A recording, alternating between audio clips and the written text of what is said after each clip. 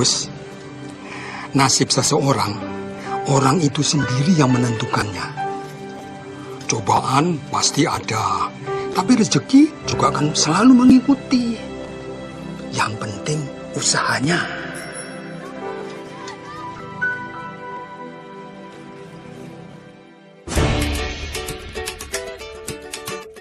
Sekarang kamu acting marah, Mek. Punya cita-cita setinggi langit itu biasa. Kamu harus lebih penjiwaan lagi, Mek. Melotot lagi, Mek. Nah, gitu baru bener. Punya cita-cita berguna itu juga biasa. Punya cita-cita mulia juga bukan hal luar biasa. Cita-citaku hanya ingin membahagiakan orang lain. Cita-citaku ini terlalu tinggi buat kamu. Yang Muti aja tiap minggu punya cita-cita. Punya cita-cita yang tak terdengar seperti sebuah cita-cita dan berjuang sepenuh hati untuk mewujudkannya, itu baru luar biasa. Cita-cita itu bukan cuma untuk ditulis saja, tapi untuk diwujudkan. Lagi zaman bapak sekolah dulu, cuma pakai otak. Kamu gak bakal ngerti cita-citaku. Mau jadi apa?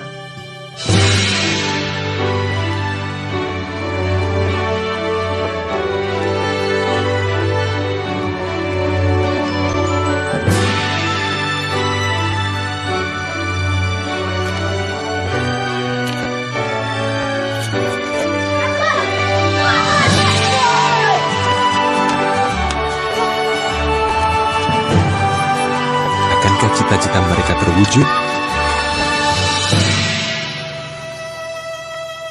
Aku sadar bahwa tidak ada cita-cita yang mudah. Aku jadi tahu apa cita-citaku yang sesungguhnya.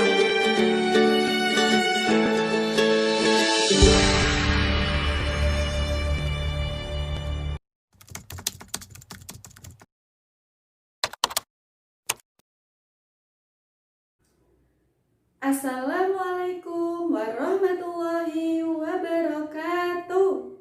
Waalaikumsalam warahmatullahi wabarakatuh. Kaifa halukum? Baik, sebelum memulai pembelajaran, marilah kita berdoa bersama-sama. Kita baca basmalah ya. Bismillahirrahmanirrahim. Alhamdulillahirrahmanirrahim. Kita bertemu kembali dengan Ustadzah Hamidah. Oke, sebelum memulai pembelajaran, yuk kita sama-sama bernyanyi dari Sabang sampai Merauke. Ustadzah yakin kalian sudah pasti pernah mendengarnya. Yuk kita bareng-bareng bernyanyi.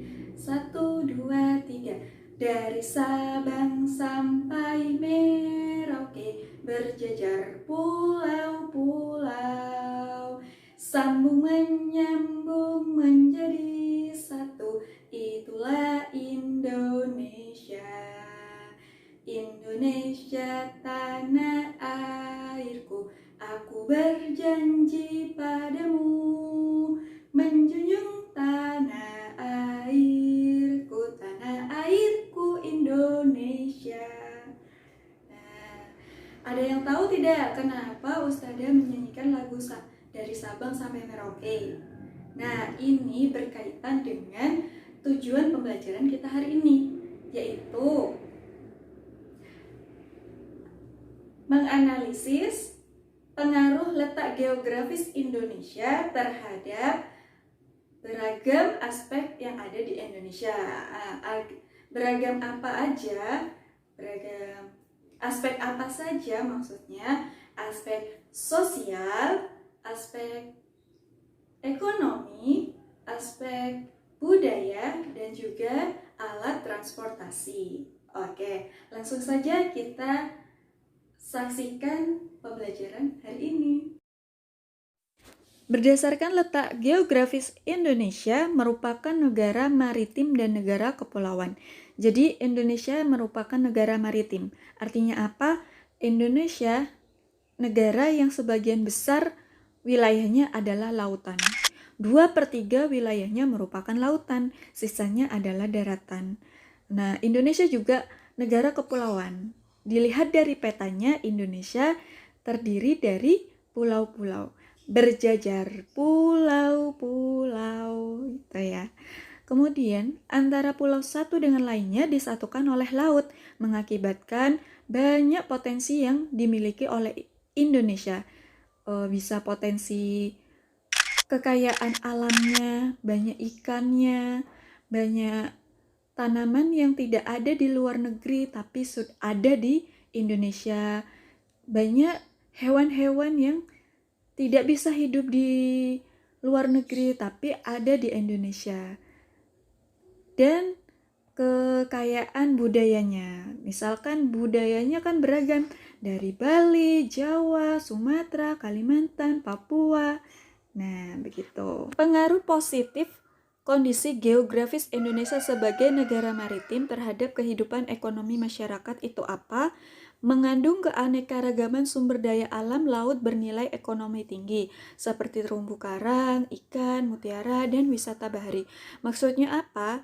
Nah, sekali lagi, Indonesia itu merupakan negara maritim. Artinya, Indonesia adalah negara yang memiliki perairan yang sangat luas. Nah, tentu apabila memiliki perairan yang sangat luas, maka kandungan yang ada di dalam lautnya itu semakin banyak. Nah, contohnya adalah terumbu karang, ikan, mutiara, dan itu bisa dimanfaatkan oleh warga Indonesia dan bisa dijual. Nah, menghasilkan ekonomi tinggi.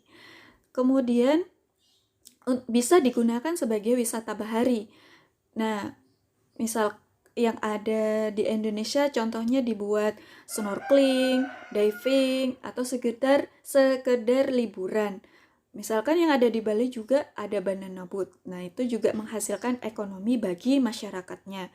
Biasanya yang memanfaatkan pemanfaatan sumber daya laut ini adalah warga sekitar pesisir pantai. Dan ini dapat meningkatkan kesejahteraan manusia, kesejahteraan warga Indonesia. Tidak hanya mempengaruhi kondisi ekonomi, negara maritim juga mempengaruhi kondisi sosial. Maksudnya bagaimana? Nah, kita tahu bahwa Indonesia itu terletak di antara dua benua. Benua apa? Benua Asia dan benua Australia. Juga terletak di antara dua samudra, Samudra Pasifik dan Samudra Hindia. Nah, hal ini mengakibatkan Indonesia itu sebagai jalur perdagangan internasional. Jadi, orang-orang dari manapun pastinya nanti akan singgah. Singgah itu artinya berkunjung ke Indonesia. Entah itu nanti menetap atau hanya sementara. Nah, di sini di Indonesia mereka itu akan melakukan transaksi jual beli begitu. Nah, akhirnya banyak orang-orang di luar negeri itu ke sini dan akhirnya membawa bahasanya, membawa budayanya masing-masing sehingga terjadilah pencampuran budaya antara budaya yang mereka bawa dengan budaya yang ada di Indonesia. Jadinya apa? Indonesia akan mengenal bahasa Inggris, bahasa Arab, bahasa Inggris, bahasa Arab, Cina, Mandarin, apapun. Jadi begitu.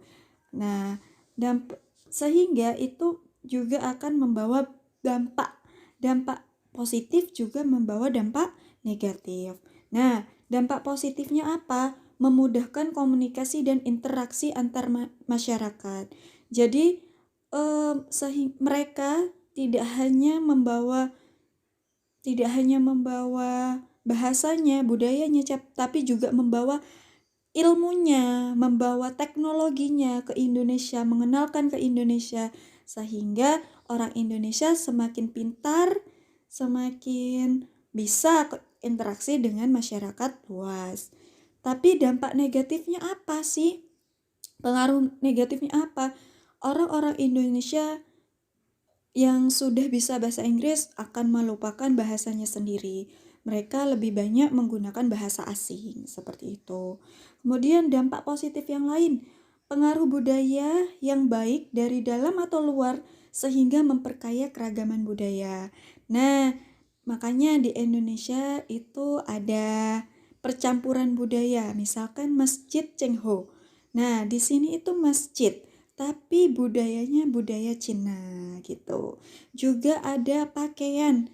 Pakaian dulu kita tahu pakaiannya jadul-jadul ya, belum modern, tapi karena ada orang-orang barat yang membawa budayanya, mereka mengenalkan kain-kain, mengenalkan model-model yang bagus pada pakaian kita. Terus dampak negatifnya apa? Munculnya budaya baru yang belum tentu sesuai dengan budaya setempat. Misalkan baju you can see itu baju terbuka. Nah, itu kan tidak sesuai dengan budayanya Indonesia. Budayanya Indonesia itu sopan, tertutup gitu. Seperti itu.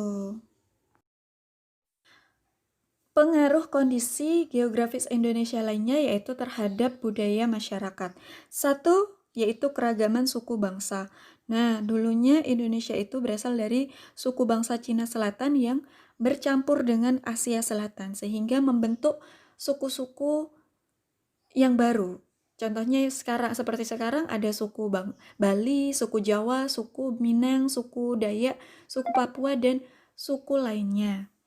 Kedua yaitu keberagaman bahasa. Nah, keberagaman bahasa ini diikuti oleh adanya keberagaman suku bangsa tadi. Jadi setiap suku memiliki bahasa yang berbeda pada umumnya. Seperti bahasa Bali, bahasa Jawa, bahasa Minang, bahasa Batak, bahasa Aceh gitu. Selanjutnya nomor 3 yaitu keberagaman religi atau agama kepercayaan. Nah, di Indonesia ada 6 kepercayaan yang ada. Contohnya Islam, Kristen, Katolik, Hindu, Buddha, Konghucu itu. Keempat yaitu keberagaman seni dan budaya.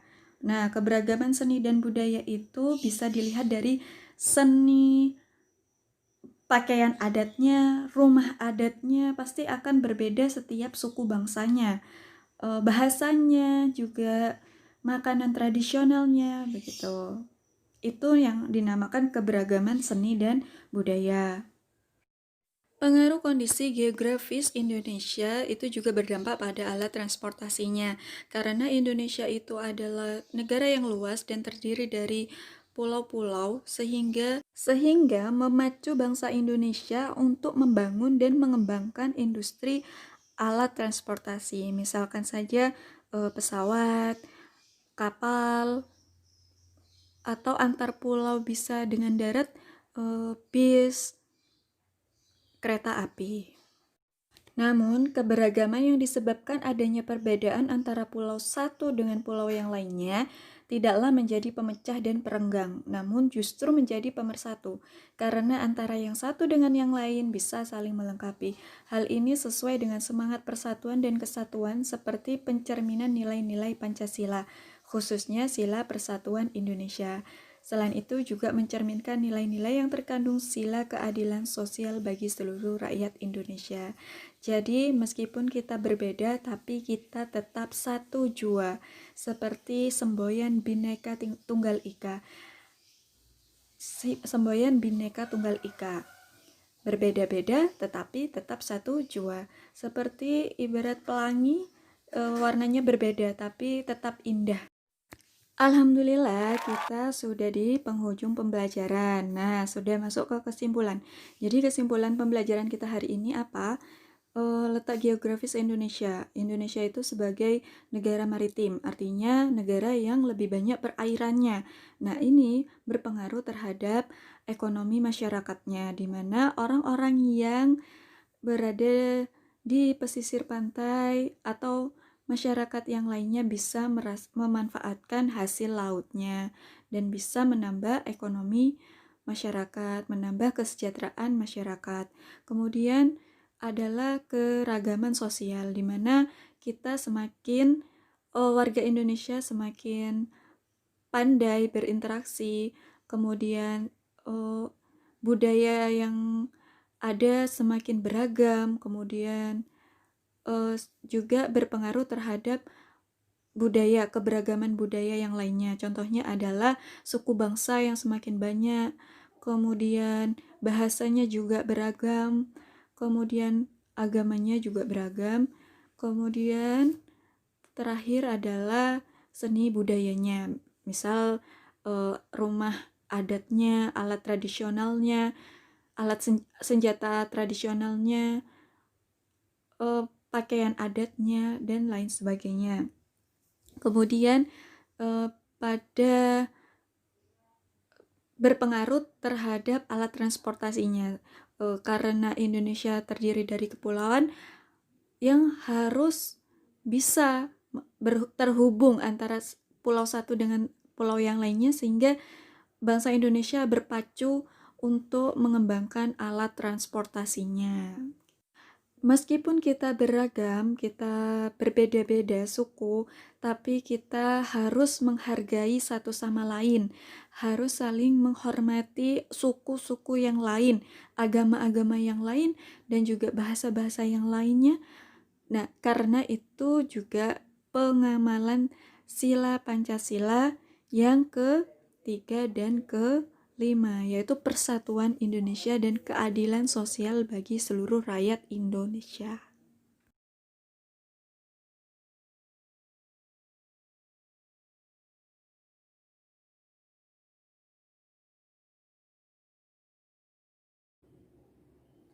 Oke, alhamdulillahirrabbilalamin, kita sudah di penghujung pembelajaran. Nah, sebelum Ustazah tutup, marilah kita sama-sama mengucap hamdalah. Alhamdulillahirrabbilalamin. Oke, semoga apa yang Ustazah berikan bermanfaat untuk kalian ya. Amin. Sampai ketemu di pembelajaran selanjutnya. Tetap semangat untuk belajar. Wassalamualaikum warahmatullahi wabarakatuh.